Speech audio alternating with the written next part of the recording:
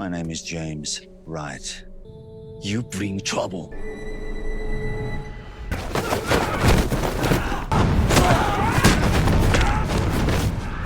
What is it you've come here for?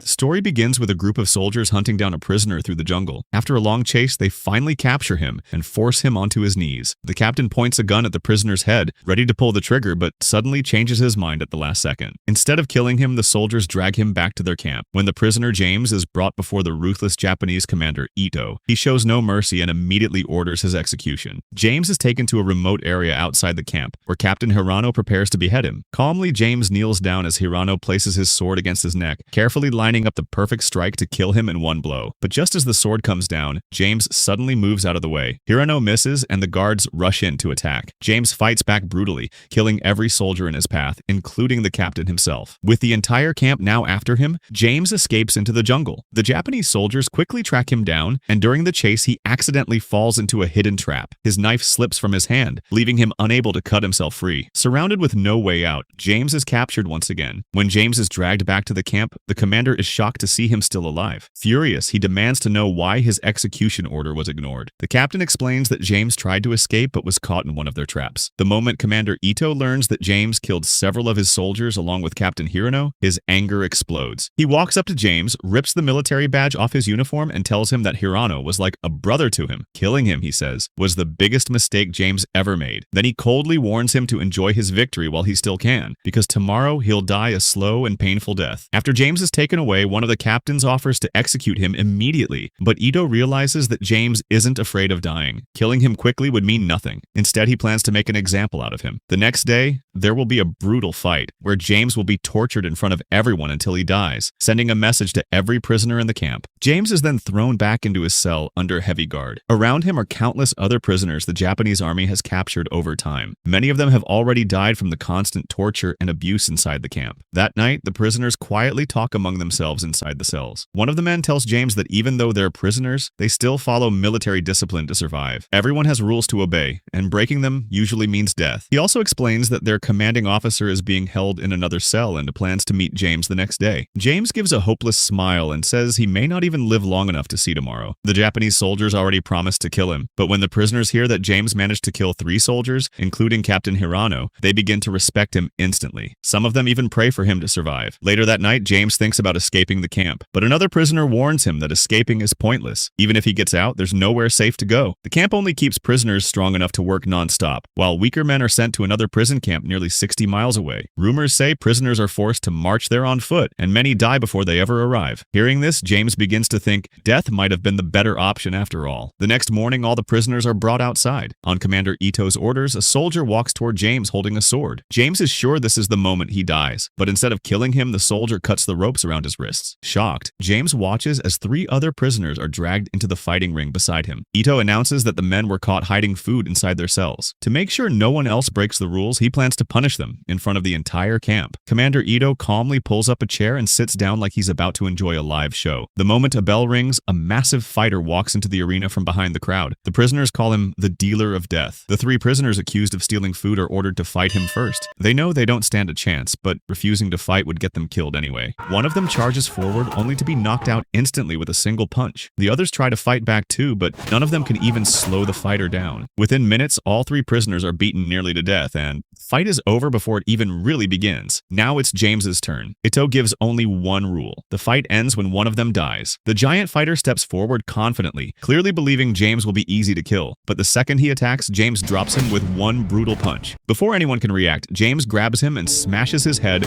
with enough force to kill him instantly. The entire camp falls silent. Their strongest fighter had just been destroyed like he was nothing. Even the guards can't believe what they just saw. Ito is furious and storms away in anger. One of the captains tells him they need to execute James immediately, but Ito refuses. He says James is different from the other prisoners, and because of that, his death needs to mean something. Whether today or tomorrow, James will die eventually. The next day, another prisoner named Gabriel jokingly asks James if he's hiding rocks inside his fists after the way he killed the fighter. Soon after, James finally meets Colonel Collins, the prisoner's commanding officer. Collins was badly badly injured in an explosion before being captured, leaving one of his legs permanently damaged and making it difficult for him to walk. Collins asks James where he learned to fight like that. He tells him that he's been trapped in the camp for months, and no one has ever survived the arena before. James explains that he trained all over the world in Hong Kong, Thailand, and even Japan itself. Soon, a captain arrives and takes James to Commander Ito. Curious and frustrated, Ito asks the same question. Where did he learn their fighting techniques? But James refuses to give him a straight answer. While speaking to him, James notices a military badge hanging near Ito, the same badge that belonged to his father. He demands it back. Instead, Ito slices James across the face as punishment for disrespect. Then he warns him again to enjoy one last good night of sleep, because tomorrow he's definitely going to die. The next day, James is brought back into the arena. This time, the prisoners cheer his name the moment he steps outside. But it quickly becomes clear that the fight is completely unfair. A whole line of fighters is waiting for him, and he has to face all of them at once. As soon as the bell rings, they rush him together, but James is ready. He tears through them one by one, beating them so badly that some fighters actually try to run away from the ring. James chases them down and keeps fighting until nobody is left standing. At the end of the match, James grabs one fighter by the throat and starts choking him to death. The man is Japanese, but none of the guards step in to help. They simply watch. But at the last second, James lets him go. Once again, Ito is humiliated in front of the entire camp. Worse, James is becoming a symbol of hope for the prisoners, and that's the last thing the Japanese commanders want. Later, Collins asks James why he spared the fighter's life. James simply says the soldiers were only following orders. Just like the prisoners, they were trying to survive too. Nobody there wanted to die. At the same time, Ito orders the execution of the soldiers who lost in the arena. Even his own men aren't safe from his cruelty, proving he has no humanity left in him at all. Later, Gabriel tells the others that in a week, they'll all be transferred to another prison camp. Some prisoners hope the new place might be better than this nightmare, but Collins knows the Japanese too well. He warns them that more than half the prisoners will probably die during the march, especially the injured and the weak who can't keep up. James comes up with a different plan. He says they need a radio. If American forces are still stationed near the coast, there's a chance they can contact them for help. The problem is that the only radio in the camp belongs to a guard stationed in the watchtower. The next day, several prisoners intentionally start a massive fight inside the camp. The guards rush in to stop the chaos, believing the situation is getting out of control. While everyone is distracted, James quietly climbs the watchtower and steals the radio. The guards eventually fire warning shots into the air and force the prisoners to calm down, but by then James has already completed the mission. During his escape from the tower, a nurse suddenly spots him. James quickly tells her to stay quiet. Before she can respond, a guard walks in and starts harassing her. When she resists, the guard violently slaps her to the ground. Luckily, he never notices James hiding nearby and eventually leaves. Watching everything from the shadows, James feels terrible for her, but there's nothing he can do without exposing himself. James quickly hides the stolen radio and the prisoners, secretly smuggle it back into their cell. One of the prisoners warns him that the radio can only receive signals, not send them. If they try contacting anyone, the guards will catch them immediately. He also fears that once the Japanese realize a radio is missing, they'll torture every prisoner until they get it back. But James stays calm. He tells them the camp has several radios, so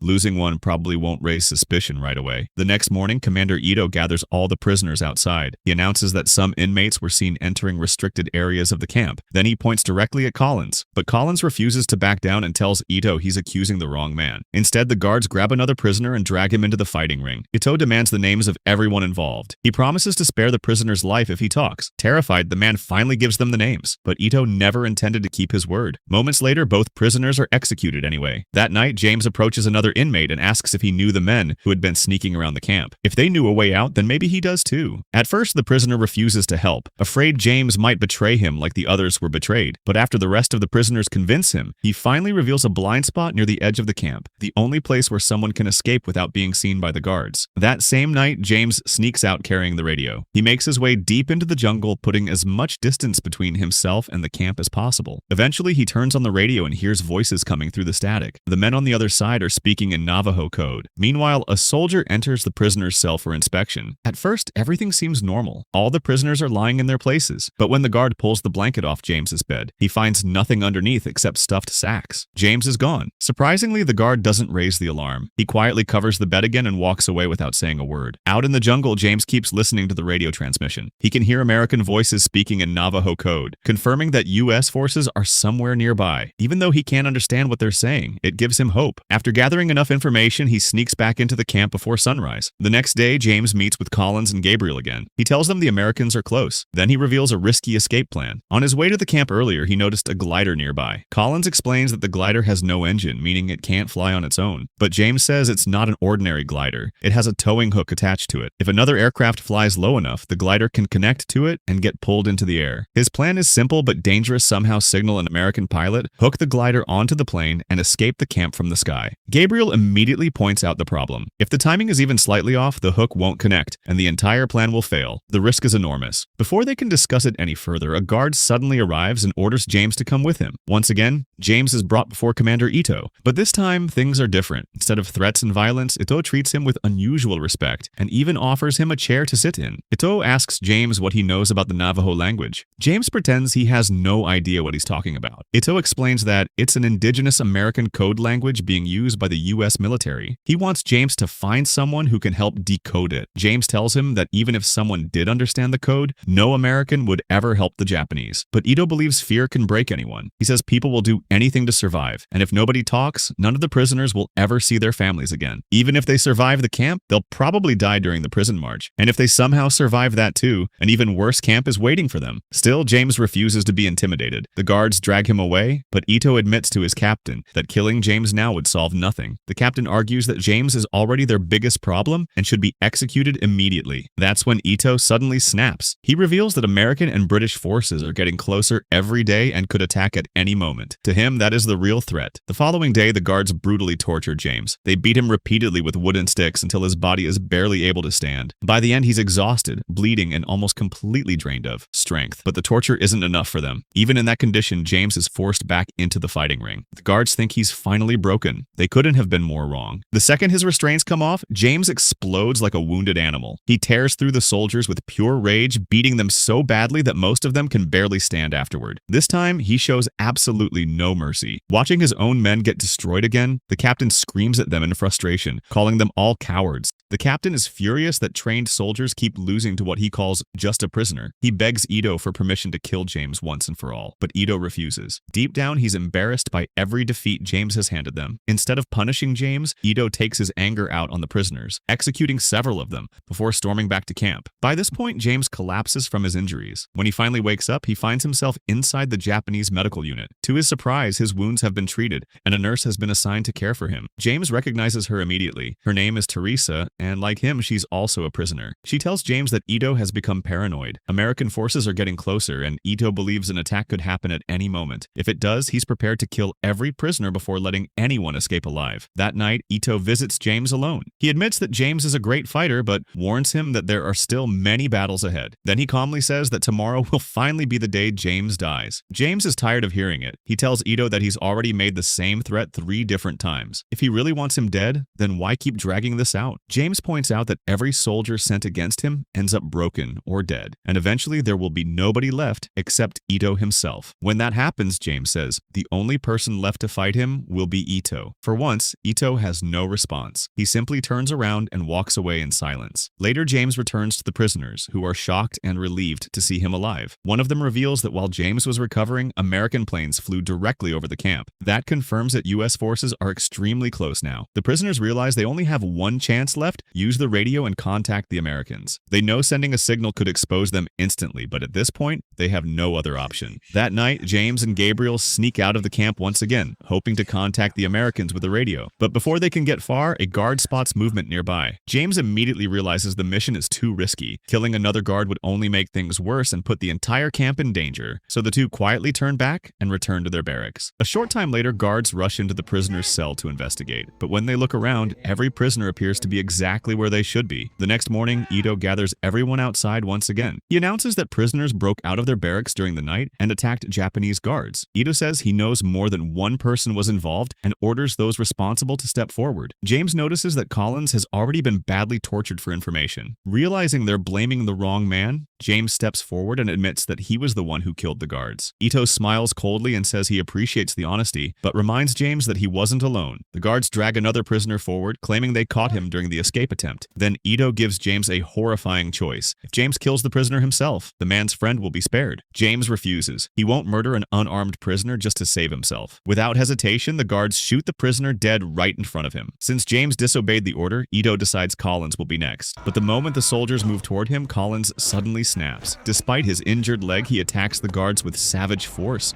beating them so brutally that their screams echo across the entire camp. The guards eventually overpower him and drag him back into his cell, but the damage is done. The prisoners have stopped fearing the Japanese, and the camp is beginning to fall apart. That night, James confronts Ito and demands that Collins be released, but Ito refuses, saying Collins broke the rules and the punishment is death. James fires back, telling Ito that if he really has courage, he should stop hiding behind soldiers and fight him himself. But Ito is too smart to take the bait. He believes in never entering a fight he might lose. James spits at that mindset, calling him a coward to his face. Furious, the guards drag James out of the area. By now, James knows they're out of time. If they want to survive, they have to contact the Americans tonight. The plan is risky. They'll mix random Navajo words into the transmission so the Japanese waste time trying to decode the message. By the time they realize it's meaningless, it'll already be too late. After dark, James and Gabriel sneak out of the camp once again. They quickly set up the radio and begin transmitting. Luckily, the frequency connects with an American channel, and for the first time, someone answers back. Gabriel immediately starts speaking into the radio. Glider, no motor east, 27 degrees. A voice on the other end replies, copy that. In between the real information, Gabriel throws in random Navajo words and meaningless phrases to confuse the Japanese listeners. After a while, he starts getting nervous. He worries they may have added too much nonsense and that even the Americans might not understand the message. But James stays confident. He tells Gabriel not to worry. The Americans will know the signal came from prisoners risking their lives. Sooner or later, they'll figure it out. James and Gabriel finally make it back to the camp, but something feels wrong immediately. The cells are completely empty. Before they can react, guards suddenly surround them and beat them unconscious. When James wakes up, the entire camp is in chaos. American planes are bombing the Japanese base from above, blowing apart buildings and defenses. The attack has devastated the camp, and the Japanese soldiers are now trying to execute the prisoners before escaping. Teresa rushes over and frees James from his restraints. She tells him everything changed after they were captured. The moment the bombing started, Ito completely lost control and began killing everyone in sight. As James and Teresa run outside, they see the camp burning all around them. Prisoners who tried to escape were shot dead on the spot. But seconds later, another bomb drops nearby and tears several guards apart instantly. James heads toward the watchtower to retrieve the radio, but more guards block the way. Teresa tells him to keep moving while she and another prisoner handle them. Pretending to be in pain, they lure one of the guards closer. The second he lets his guard down, they stab him repeatedly until he collapses dead. Meanwhile, James reaches the tower area and sees guards lining prisoners up for execution. One by one, they're being shot. His own friends are next in line. Forgetting the radio, James immediately opens fire on the soldiers before they can pull the trigger. The prisoners finally fight back, attacking the guards in the middle of the chaos. At the same time, Collins faces off against the Japanese captain